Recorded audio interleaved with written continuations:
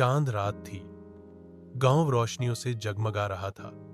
हर तरफ मिठाई की खुशबू थी, नए कपड़ों की चमक थी और बच्चों की हंसी गूंज रही थी। मगर एक छोटा बच्चा, अब्दुल रहमान, चुपचाप एक कोने में खड़ा था। उसके पास नए कपड़े नहीं थे, न ही ईद का उपहार। उसका मासूम दिल उदास था, लेकिन उसकी आंखों में अब भी उम्मीद चमक रही थी। तब उसके दोस्त उसके पास आए। उन्होंने कहा, अब्दुल, गांव के कोने में एक छुपा खजाना है। जो दिल से साफ होता है वही उसे ढूंढ सकता है। अब्दुल और उसके दोस्त जंगल की तरफ निकल पड़े। वे पुराने पेड़ों के नीचे देखते, मिट्टी खोदते और हंसी मजाक करते रहे।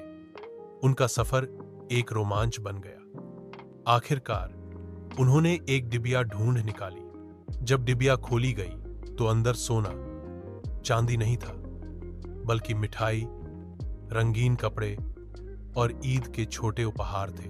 ईद की सुबह अब्दुल के दोस्त उसे नए कपड़े और मिठाई देते हैं। अब्दुल की आंखों में आंसू और चेहरे पर मुस्कान थी। उसने समझ लिया, ईद का असली खजाना सोना या पैसा नहीं, बल्कि मोहब्बत, दोस्ती और खुशी बांटना है।